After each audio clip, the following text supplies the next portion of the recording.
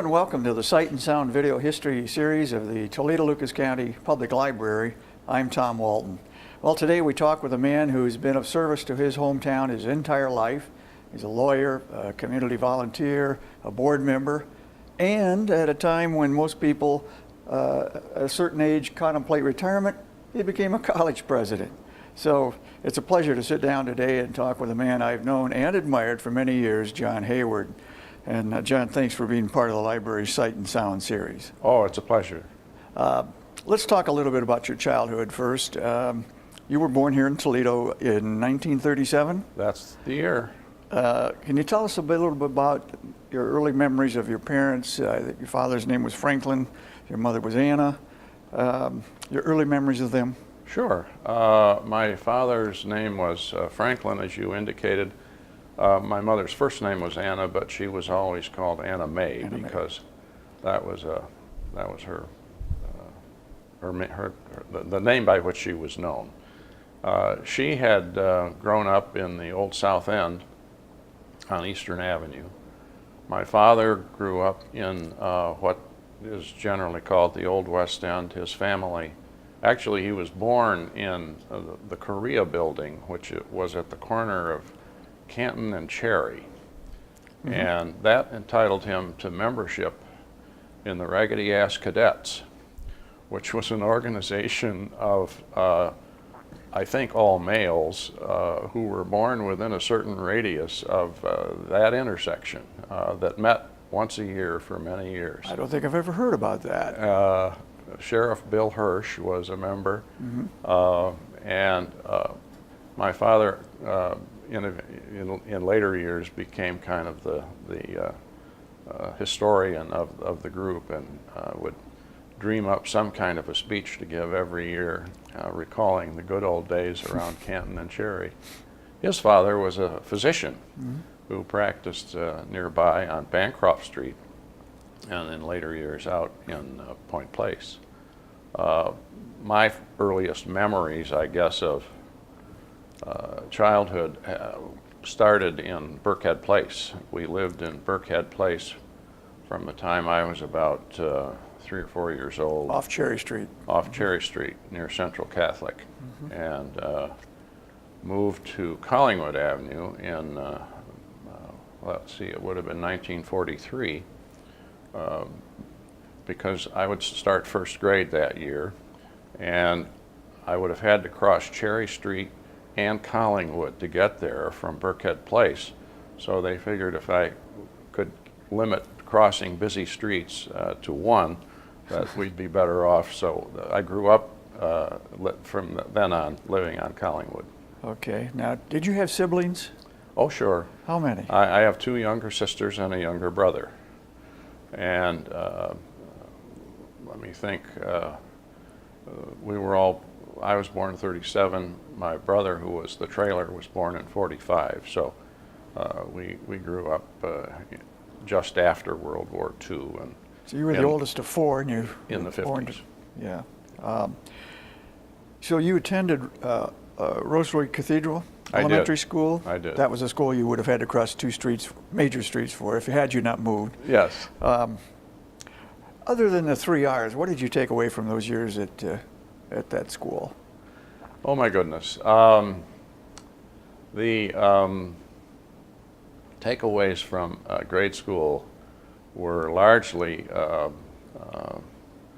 memories of my classmates. The neighborhood was full of Catholics in those days, and many of the folks that I knew in grade school were still around in later years, and we enjoyed reminiscing about that. The Ursuline sisters taught at Rosary Cathedral, with a couple of exceptions. My second grade teacher was Loretta Leland, who is Tom Leland's aunt, and she was, I think, one of 2 lay teachers at Rosary Cathedral in those years, but most of the other teachers were the sisters. Yeah, you moved on to Central Catholic Yes. after you completed those years. Was it more or less automatic you were going to go to Central?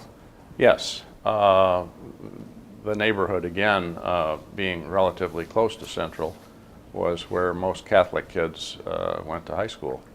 And in those days, Central was the only Catholic high school in town where boys could go. Notre Dame Academy and St. Ursula Academy, which are the two girls' academies, were the only other Catholic high schools in town. These were the days before St. Francis, St. John. St. Francis, in fact, opened the year after I graduated from Central. I see. Now, you know, taste of the active life that's yet to come for a young John Hayward is obvious when I look at a list of your high school activities. Glee club, senior class play, student council. You got involved at an early age, didn't you? Yes, I enjoyed those kinds of activities. I was no athlete, so I was never distracted by extended athletic practices, and I enjoyed those kinds of activities and have a lot of happy memories about those. Now, why student council? That taste of government. Well, student council was, I'm trying to remember, I think I was eligible for student council because I was president of the senior class. I lost the election for president of student council to a good friend and former grade school classmate, Donald Peaty, and so I got the second spot. So that didn't whet your appetite for a career in politics. No, apparently no. not. I didn't become active in politics until after I finished law school and came back to Toledo. Still at Central, you did work on the school newspaper, the Centric. Yes. And you were on the yearbook, I believe, the Centripetal. Yes. Was journalism on your radar at that point? Yes, it was. Really? Yeah, I considered that in college. I enjoyed that. I've always enjoyed writing and found that good practice for what I did later. I would think to make a so, living. sure, yeah. And you were also in your senior class play. Yes. Now, do you remember the play? I do. What was it? Pygmalion. And do you remember the role you had? I was Colonel Pickering. I'll bet you were outstanding. Rave reviews, maybe? I don't know about that. Did acting interest you, or was this just something? Well, I had grown up with that. My parents were both members. In fact, I think the way they met was through membership in an amateur theater group called the Chevron Players in the late 20s and early 30s. So growing up, theater was always a topic of conversation in So the you were house. genetically disposed, perhaps, to have had a career on the boards. Maybe. I know you also enjoyed speaking and oratory, because you won an oratorical contest in 1955. Can you talk about that? Oh, sure. I had a government teacher at Central, Sister Mary Austin, who insisted that I enter a speech contest sponsored by the Sons of the American Revolution. And I wanted an A from Sister Austin, so I decided I better do that. And I recall appearing with a bunch of other folks who were in the contest at Woodward High School. And I got lucky and won that round, which enabled me to go to the state convention of the SAR to participate. And fortunately, that was held in Toledo that year, so I didn't have to travel. And I won that round, which entitled me to go to the national meeting in Chicago, and I was successful there. You won the national as well? I won the national. And do you remember the topic that you were asked to speak about? The topic was the speeches had to be less than 6 minutes, and they had to relate a theme from the Revolutionary War to our present situation in the mid-50s. And as you may remember, in the mid-50s, communism was a threat. And so I think the speech had to do with the relationship between the spirit personified by Patrick Henry and other revolutionary patriots and the situation we were facing with the Soviet Union at that time. Yeah, must have been 6 minutes of pure inspiration if you won the national championship. Well, there's a cute story connected with it, if you don't mind. Absolutely.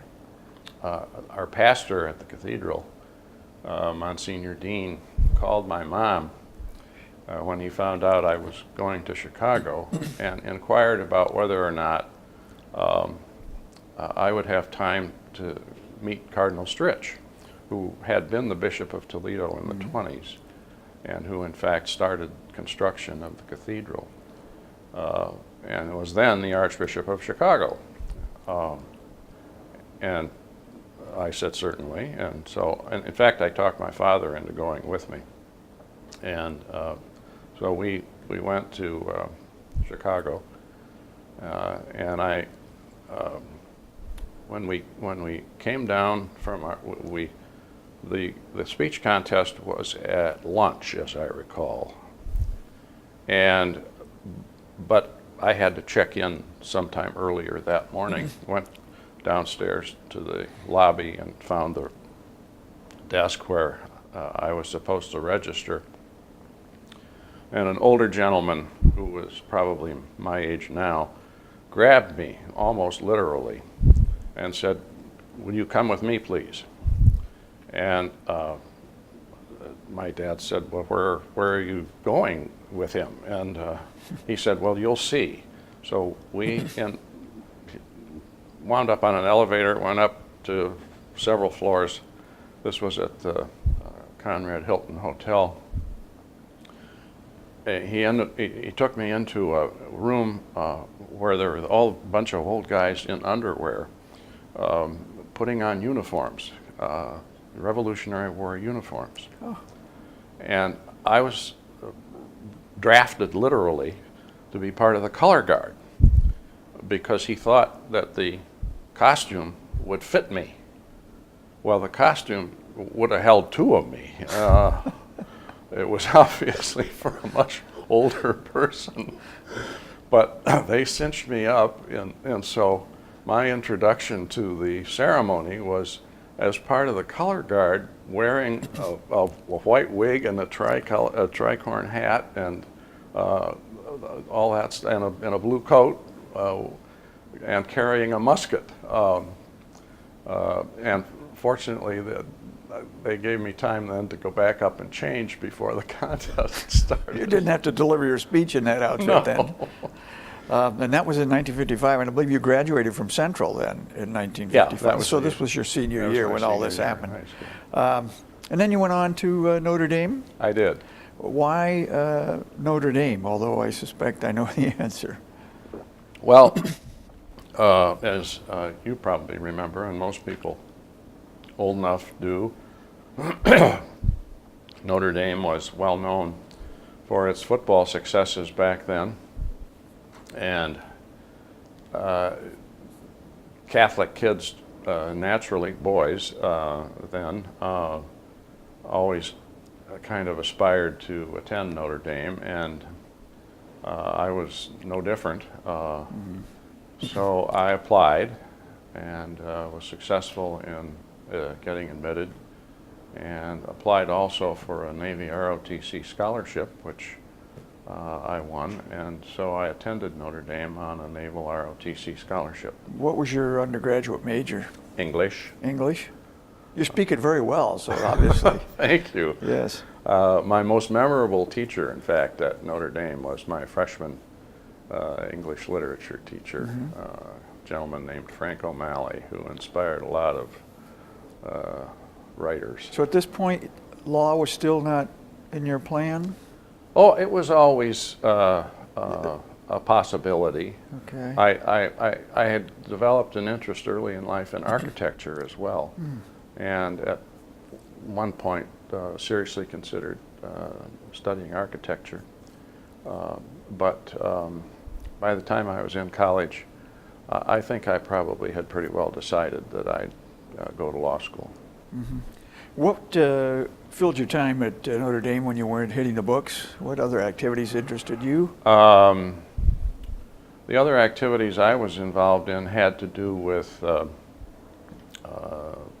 campus service. There was an honor society that undertook various projects called the Blue Circle, of which I was a member. And I was involved again in campus government, and became active in the student senate there, and enjoyed that. So did you have to run for election to the student senate at Notre Dame? Yes. So, and you won, obviously, this time. So Yes. you learned lessons from your loss at high school, is that? Yes. I learned a few political lessons.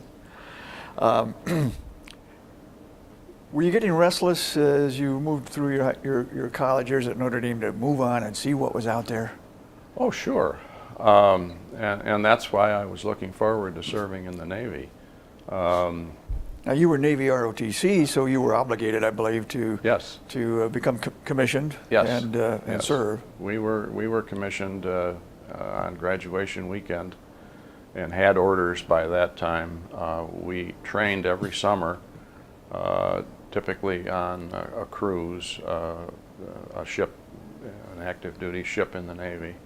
My first cruise was to Northern Europe, and Now, you were an ensign?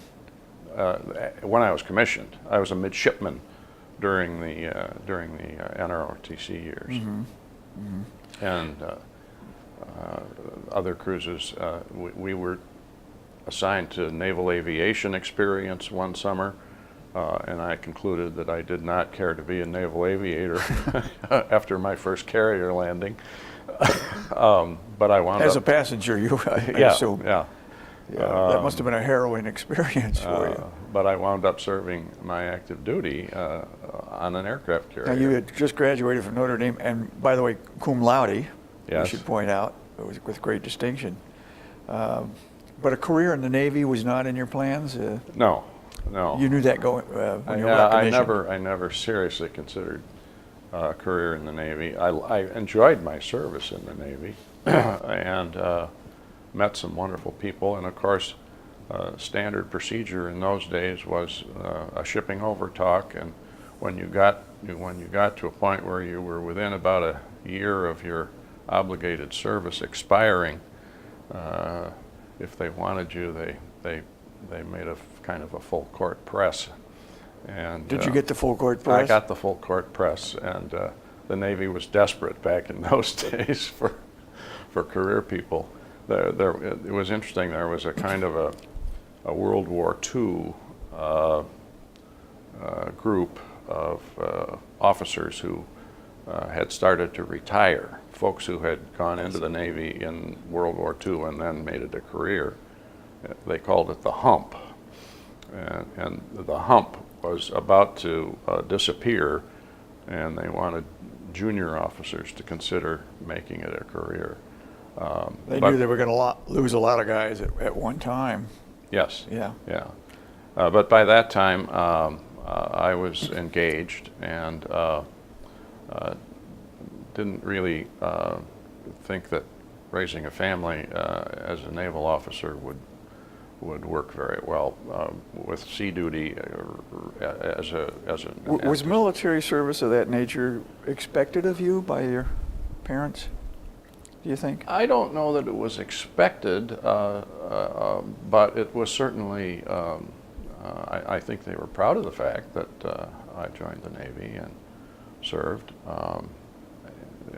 They once came to see me. The ship that I was on, carrier Independence, had a family cruise every year, and one year my parents were able to come and spend a day on the ship watching what we did, which was always kind of interesting. After the Navy, you decided to go to law school. How did that decision come about? Well, I applied to Ohio State, Michigan, and eventually Georgetown University in Washington, and I was admitted to all three. But I made the decision to go to Georgetown because my boss in the Navy, a senior officer for whom I worked, had recently come from Navy duty and had some friends on Capitol Hill. He arranged, excuse me, an interview with a senator from Nevada who was looking for a legislative assistant, and he offered me the position. So I made the decision to attend Georgetown. So Ohio State, Michigan's loss was Georgetown's gain. Well, for a while at least. Was there pressure from your family at all? Your father was also a lawyer. Your grandfather was a physician. Was it expected that you'd become a professional and perhaps one of those? Yeah, probably to some extent. My father never put pressure on me to go to law school or go to medical school, but I think there was certainly a kind of a family assumption that you'd consider a professional career. Now, you were engaged at this point?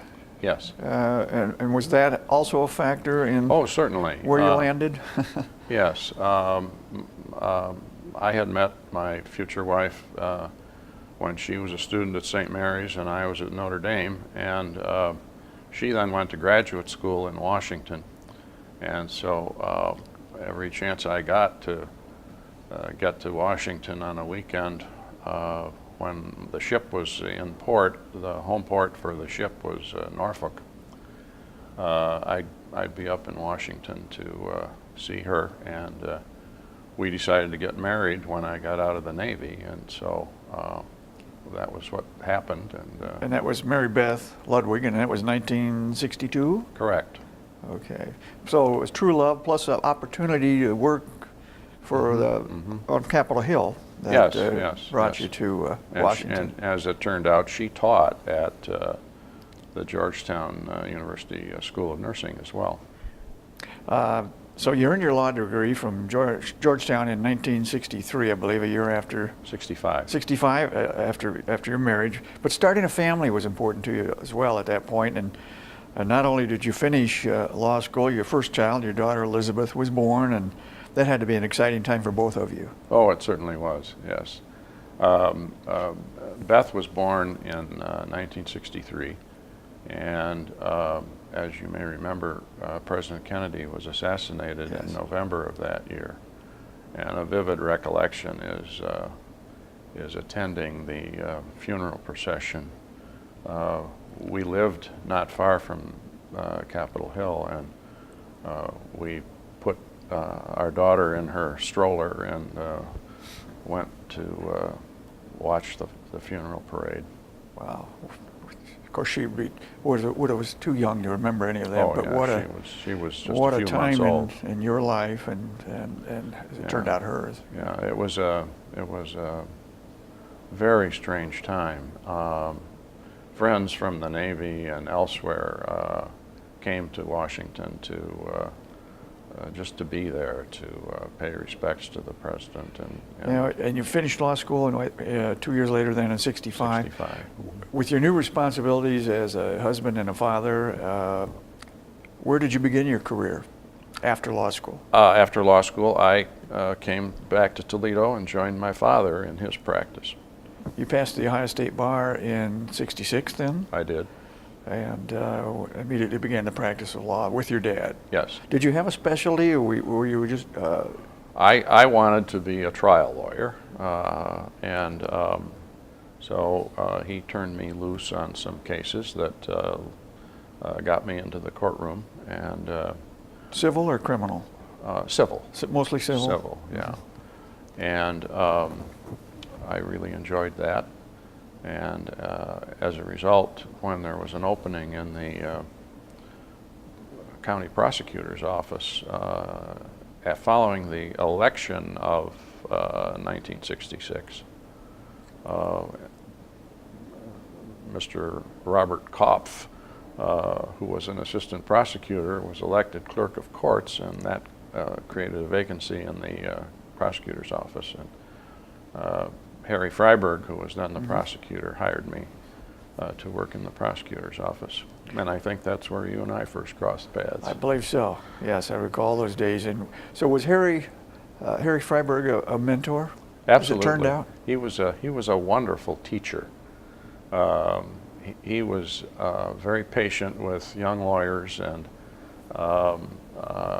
he had never lost the spark of curiosity and challenge. And so whenever something new came up, he would tend to turn to the assistant prosecutors to get their thinking on things. And I enjoyed working for him. At this point, as a young assistant prosecutor, were you doing criminal cases as well? Oh, yes. Yeah. Criminal cases got you to the courtroom more frequently than civil cases, but as you may recall, the prosecutor is also by statute the legal representative of all of the county offices. And I enjoyed the civil side of the prosecutor's office as much as the criminal side. So did your career evolve into civil law for the most part? Yes. Over the years? Yes, yeah. After I left the prosecutor's office, I spent about a year and a half, I guess, or at least the better part of a year, as a special prosecutor in connection with the Kent State cases. And after that, I did some criminal law, but just a few cases. It might be helpful to briefly explain to people viewing this some years from now, the Kent State situation. You just... Surely. In the spring of 1970. May, I believe. Yes. There was a lot of campus unrest around the country, and there also happened to be in our part of the country and in our part of the state a Teamsters strike, which prompted the Governor Rhodes, to activate the National Guard to patrol the state turnpike. And the students at Kent State were demonstrating about the same time, as were students on many other campuses around the country. And the folks in Kent, Ohio, in the town, as I recall it, were concerned about the safety of the townspeople and contacted the governor, who directed the adjutant general to take the National Guard, or at least a detachment of the National Guard, to the campus to maintain order. Yeah. And there were, as you may recall, events which led to shootings of some of the students. And as a result, there was a special state grand jury convened and proceedings against a couple dozen students, actually. Indictments were returned, and in the fall of that year, Governor Rhodes, let me think, he was running for the Senate, I believe, against eventually Senator Taft, and he lost the primary. And in any event, in the election that fall, Jack Gilligan was elected governor, and through his efforts, I joined the Attorney General's special prosecutor team to deal with those Kent State cases. Yeah, incredible time in our state's history. It certainly was. As we look back at it now, getting back, you had already joined, I think, was it 1969, the law firm of Rupp, Hahn, and Hayward? Yeah, that was my dad's. That was a little before Kent State, but we're getting back to that. But why that move after your time as a prosecutor? Or did you do both? Back then, prosecutors were part-time And so I was doing both for the years basically from 1966 through 1971. There's nothing about the work that was part-time, I would imagine, but it was technically considered part-time. Yeah. Yeah. Along the way, more children came Oh, along yes. for the Hayward Yes. household. Son Yes. John, or JP, in 1966, and then Tom in 67, Mary Bridget in 1968. Several years later, son Ethan. Yes. Was a large family in your plans all along? I guess it was kind of an assumption that we would have a number of children. You were one of four yourself. Yes, Your wife, yeah. Mary Beth, was she from a large family? She was part of a family of three, but we enjoyed the kids, and so we were very happy when they arrived. Well, in 1972, if I'm getting these dates right, and there are a lot of important dates in your life and career, you made a major career change with your father, Franklin. I think you established what would become one of Toledo's best-known law firms, Hayward, Cooper, Straub, Walensky, and Kramer. Yes. Did I get that right? Yes, It's a you lot did. of names. You did, yes. And yours leads the way. Talk about the decision to take that step. Well, in my experience in the prosecutor's office, I'd become acquainted with a number of those folks. Dick Walensky, actually. All of them are major names in Toledo legal circles. Well, Dick Walensky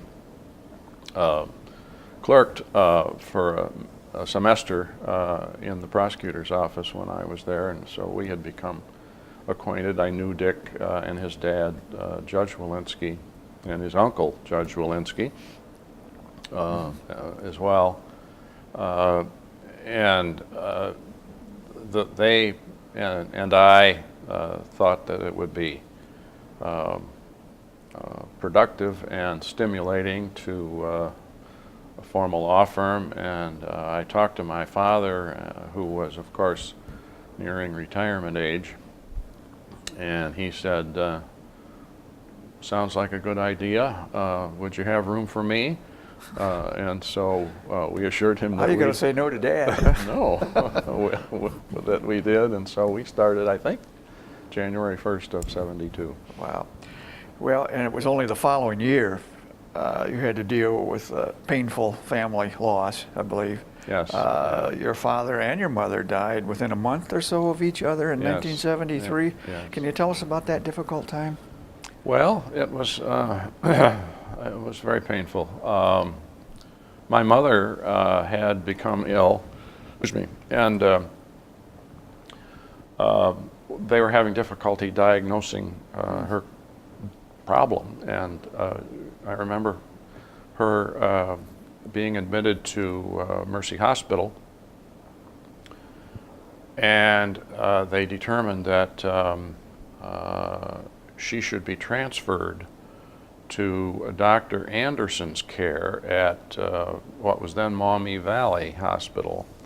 And on a Sunday morning, my father was to ride with her in the ambulance from Mercy to Maumee Valley, the old medical school hospital eventually. And my sister was going with them, as was my wife, Mary Beth, who was a nurse, and I was home with the kids. Phone rang, and my dad was nowhere to be seen, and it turned out that he had had a stroke. Oh. And we found him at home, unconscious, and so he was admitted to Mercy Hospital as my mother was being transferred to Maumee Valley Hospital, and as it happened, he died before she did. Well, the personal and professional milestones, as we mentioned, just keep coming. And 2 years after you lost your parents, though, wonderful news, a son, Ethan, arrives. Yes. As your fifth child. What was it like having a baby in the house again? Oh, it was fun. Everybody was happy about Ethan's arrival, except perhaps Mary Bridget, who was upset because he was a boy. She wanted a sister. She wanted a sister, and she announced to us at one point that if there were any more children, they had to be. It would have to be a daughter, or she was going to leave. And how old was she at the time? She was about 5. Oh, I guess 7 years older. Oh my goodness. Now, you and Mary Beth were both very busy professionally. You as a lawyer, she as a nurse and a nursing instructor. How did you make a large family and 2 careers work? How did you juggle all that and reconcile all that? I'm not quite sure, but now we that you did. look back. We did, and I think the kids managed quite well. We had a lot of help, of course, from family and sitters and those kinds of things. But we also had a very enjoyable family life. My sisters were still around town, and my brother by that time was living in Toronto, so we didn't see them as much, but you know, there were all the usual holiday family gatherings. Sure. And I remember those years as very happy. At some point you became active, John, in the local bar association here in Toledo. In fact, you indicated you served as president of the Toledo Bar. I did. How did that, did they seek you out, or did you go after that, or how did that happen? Well, let me think. I had become active in the Bar Association as soon as I started practicing. My first committee assignment was part of the group that succeeded in getting the new law school building started on the University of Toledo campus. And through committee work in the Bar Association over the years, I eventually was asked to run for the Board of Trustees, and served several years on the Board of Trustees, and then was asked to run for president of the bar, and I think it was 1992 that I served as president. So you've had an active partnership with the University of Toledo Law School then. Have you assisted them and over the years, helping periodically. Grow and yes. cultivate a nice reputation? Yes, yes. Yeah. But we need to talk about another passion in your life, and that is your service to the Toledo Lucas County Public Library, where we sit today. You joined the Library Systems Board of Directors or Trustees in 1973, still a young lawyer, and you served for, I think, 31 years, to what, 2004, something like that. That's right. You are, I believe, the longest serving board member in the history of the library. Tom Anderson. Tom Anderson was right there, but I think you were there with him. We used to kid about which one of us had served longer. But I wound up on the library board by virtue of my dad having passed. He was on the library board at the time of his death, and I got a call from the county commissioners shortly after that, asking if I would be willing to succeed him on the board. And of course, I felt obligated to say yes. It's after hours. The library's closed now. You know, our library system really is one of the finest in America. Last year alone, 500,000 of us browsed these stacks, learning, enjoying, discovering, growing. Now the library needs your vote to renew its 7/10 mil levy. There's no new tax or increase. Please vote for the library levy renewal. But you didn't necessarily have to say yes for 31 years. There must have been some draw or attraction for you to keep at it. I loved it. I loved it. I love books. There were books all over our house when I was growing up. My father and mother loved books, and I'd grown up reading. And the more I got to know the library system, the more I grew to love it. And so it's one of the very best, isn't it? And how ironic that we sit here today in the rare book room of the library system. Yeah. Nearly everyone, John, encounters heartbreak in their lives, and I believe it was 2004 you lost your wife, Yes. 42 years, Mary Beth. Can you talk about that sad chapter in your life? Surely. Let me think. Mary Beth had a history of digestive system problems and actually had surgery for ulcers, I think in the early 80s. But she was a dynamo and kept right on going with her responsibilities at home and her responsibilities at what was then the Medical College of Ohio. And in December of 2003, it was, I believe, the Sunday before Christmas, she had a heart attack. And I got her to Flower Hospital, and they determined that there was blockage and recommended surgery, and eventually the surgery was performed and doing a bypass procedure, but it was not successful, and she passed away in late January. Obviously a huge void in your life and your children's lives after you lost Mary Beth, but you did find love again, and you remarried near the end of 2005, I believe. That's right. Your second wife, Jeannie. Today is our 9th wedding anniversary. Really? Congratulations. She was a teacher, is that right? Yes. Tell us a little bit about Jeannie. Certainly, Jeannie. Jeannie and her husband, Jim Boogert, were friends of ours, social friends. So I had known Jeannie. Actually, an interesting story about how we met. My wife and I were renting my folks' summer cottage up on Lake Erie in LaSalle, Michigan.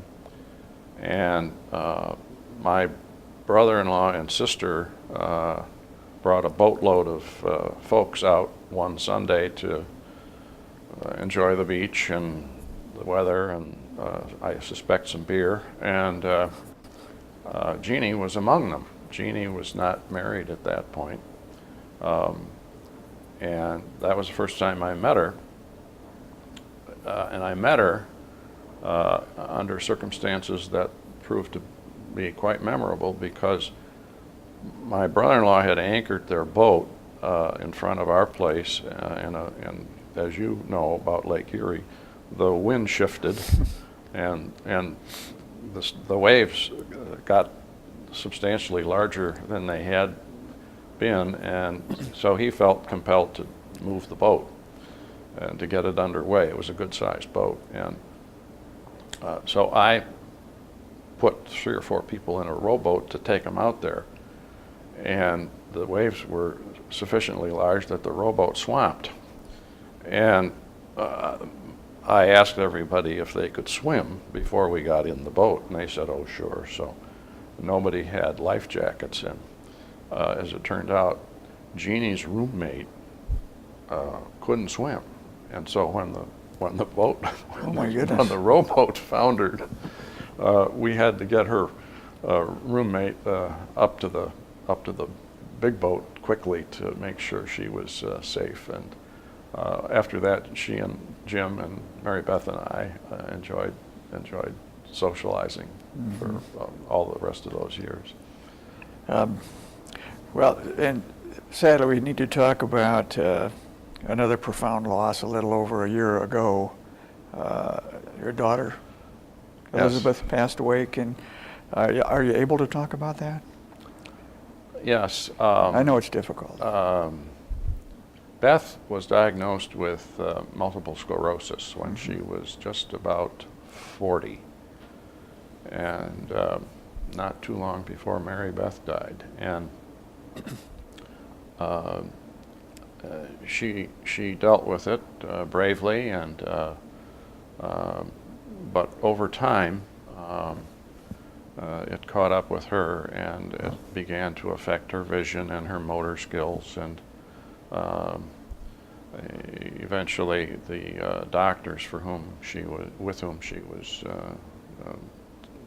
working indicated that they had done all they could medically, and so she spent about a year, almost a year, in hospice care, and eventually passed away in October of last year. Yeah, yeah. But you gave her a good life. She gave you. Oh yes. Much oh, love, she too. had a wonderful sense of humor, and she never lost that. So we hated to lose her, but she had a good life. I want to get back a little bit to the practice of law, if we might. Were there times when you found practicing law to be frustrating? Oh, sure. One of the things I discovered in the course of primarily my work at the prosecutor's office was that trial work, which many young lawyers aspire to, and for that matter, older lawyers, isn't fun. Once you realize the effect that it has on your client. Trials are traumatic for the parties in a controversy. And that led me to a kind of a vocational conversion, I guess, in terms of becoming a counselor rather than a litigator, to try to save people the heartache and stress and trauma that trials often involve. You know, they tried to work toward some sort of out-of-court compromise and spare everybody that anguish. Yes. Yeah. Did you ever aspire to be a judge? No, not really. I admired many of the judges that I appeared before, but I enjoyed the practice, and as I got older and spent more time counseling people, I really enjoyed that aspect of the practice. Did you teach law at the University of Toledo, for example? My only law teaching experience was when I was in the prosecutor's office. I taught constitutional law to police officers, and thoroughly enjoyed it. Back then there was a program which I think was federally funded to encourage police officers to pursue degrees, and so somehow I got involved in that and taught a course in constitutional law one semester. Yeah.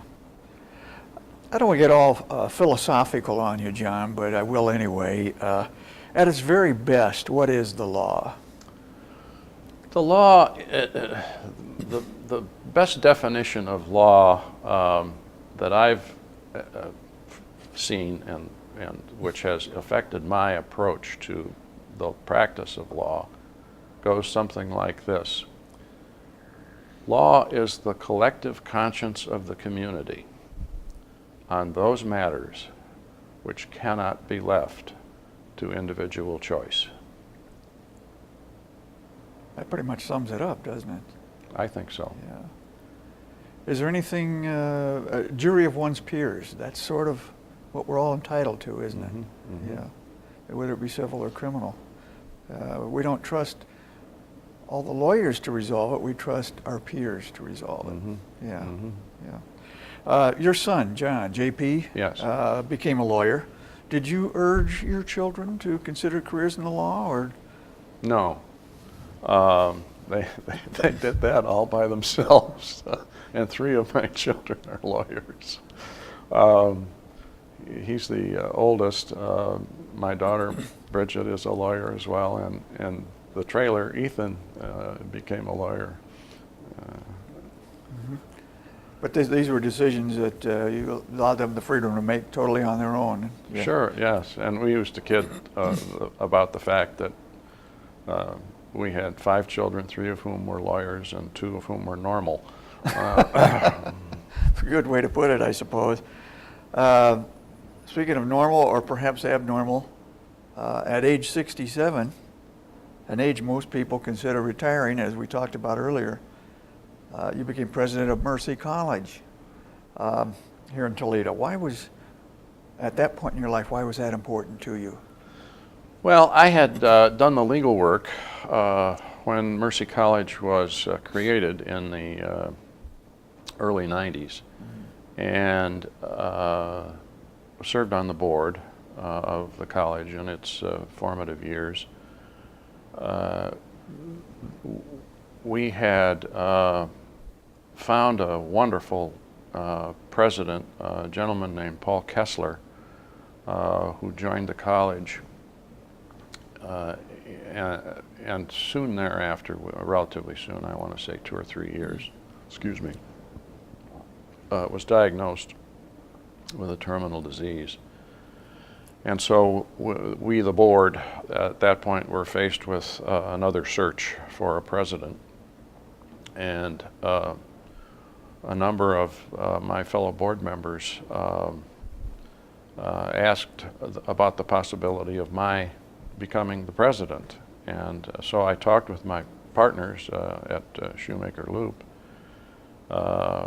And since I was already in the phase-out stage of the law practice, I asked for some time to consider that, and after a month's time and consultation with some other folks who had similar situations, one of which I remember was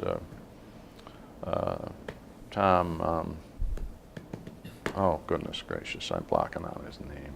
I believe it was Tom Chema. You're absolutely right. And what did Mr. Chema say to you? He told me about his experience as president of Hiram College and how much he was enjoying it, and encouraged me to consider it seriously. Mm-hmm. And you did. And As that was I what, did. 2005? I'm sorry? That was 2005? 2005. All right. And what did you see as your mission for the college? The primary mission for the college at that point was to grow the enrollment. We were less than 500 students, as I recall, and the college was still quite young. It had conferred its first degrees in 1992, and so when I moved there, I developed a strategic plan with the senior staff and faculty of the college, and by the time I left, I think we had grown the enrollment to something around 1,200 students. More than double its previous size. Yes, yeah. Did you feel you had accomplished, when you stepped down earlier this year, 2014, as we sit here, that you'd accomplished everything you'd hoped to do? Yes, we had succeeded in creating some additional facilities. We had a very low-key but successful capital campaign and raised $4 million to improve our laboratory facilities and provide additional services to the students, and I felt that was probably a good point at which to step out. Now, you mentioned that when you took the job, you were already winding down at Shoe Loop. Can you tell us about, we didn't talk about Shoemaker Loop. How did, and Kendrick, how did that change in your life come about? We sort of skipped over that. Yes, let me think. Early 80s. I believe I started at Shoemaker Loop in 1981. And that came about as a result of a conversation between some of my partners at Hayward, Cooper, Straub, Walensky, and Kramer, and folks at Shoemaker Loop about the possibility of the entire firm joining Shoemaker Loop, which of course was significantly larger than Hayward Cooper. and so those talks went forward, but some of the folks at Hayward Cooper felt that they would prefer to stay where they were, but the opportunity to join Shoemaker Loop attracted me because I saw it as a chance to move beyond the day-to-day kind of office management that had been my lot at Hayward Cooper, and I was very happy there for the remaining. Want to get back in the courtroom, I would imagine. Yes, yeah, every now and then. Yeah. What does John Hayward do for recreation? Do you have hobbies? Oh, I love books, as I mentioned, and I look forward to more time in my retirement to keep reading them. What interests you in reading? Fiction, nonfiction? Anything. But I'm particularly interested in history and within history, military history. I developed that interest when I was in college, and so I've pursued those interests. Do you collect books? Old books? Oh gosh, yes. Probably more than. Yes, my wife is very patient about the fact that more and more shelves are built in our lower level. So I expect that books will be a part of my life as long as it lasts. But in addition to that, we're excited about the possibility of doing some traveling. And do you have a favorite place other than your hometown to travel? Oh golly, there are so many places in the world that are interesting. I'm not sure I would have a favorite place. My wife retired the same day I did at the end of June, and we celebrated with a trip to Alaska because she had never been there and wanted to see it close up. So we certainly a beautiful part of the world. But Toledo, where you were born and grew up, I feel a very, very special place. Obviously, you do as well. You could have moved on gone to Chicago, on to New York or Washington. You settled back here where you started. Many lifelong Toledoans don't share our enthusiasm necessarily. We hear those kind of complaints all the time. That must bother you a little bit. Sure. Yeah, absolutely. I love Toledo. I've always loved Toledo. I can't think of a better place to raise a family, to create friendships, to find ways to contribute to the advancement of your fellow citizens. Well, you served this city of Toledo with such distinction, and the city of Toledo has acknowledged that and recognized it, and you've received a lot of richly deserved awards, and one that I particularly respect is the Touchstone Award for a Lifetime of Service, and that was presented by the Press Club of Toledo. That must have been gratifying. Yes, it was, and it was particularly satisfying to be a co-winner with Dr. Amjad Hussain. He and I had become acquainted several years before that, and I think that's another example of the kinds of things that can happen in a town like Toledo, where a Muslim and a Christian can become friends and find ways to work together productively. Well, we've talked about your large family, and so now I have to ask you about your grandchildren. It's part of the drill, John. How many grandchildren do you have? Between my wife, Jeannie, and I, we have 23. Oh my gosh, yeah. And we enjoy now seeing more of them, obviously. So any great grand as yet? Or? No. Okay. The oldest, let me think, the oldest grandchild is just 21, I think, and he's not married. So do you feel you still have a lot you want to accomplish? Well, I hope so. I hope that I can continue to be of service to the community in one way or another, and of course, service to my children and grandchildren. Sure. Have you assembled a bucket list? What's number one? Actually, we've talked about a bucket list, Jeannie and I, and we haven't committed it to writing yet, but we're looking forward this year, after last winter, to spending a month in Florida. We've never been able to spend any extended time. We can relate. In a All warmer of us. place in the wintertime. So Yeah, that's we'll our never number forget one priority last now, I winter. guess. As you look back on your life, apart from the personal tragedy that you encountered, any regrets? Oh golly, I guess there are some regrets about roads not taken. I can't think of anything specific, but there.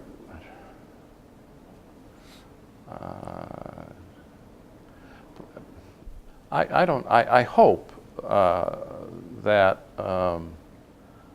my efforts on behalf of the community did not detract from my responsibilities as a parent and as a spouse. I don't think they did, but that's a balance that you always have to try to keep. And What do you think would be, as your children and grandchildren view this one day? It's too early now to talk about your legacy, but what do you hope it will be? Oh, you know, that they might understand their responsibilities as a member of a community, that we as citizens all have. And one of the reasons I enjoyed being at Mercy College was that it provided me contact with younger people. And when I'm trapped in groups of older people, I really find myself disappointed to hear a lot of complaining about how things used to be and how, you know, the world's going to hell in a handbasket. But nobody ever volunteers to do anything to stop that process. You know what? One day these will be the good old days. Absolutely. And in large part with your help. So, John, I certainly want to thank you for the gift of your time today. And we thank you also for your interest in the Sight and Sound project at the Toledo Lucas County Public Library.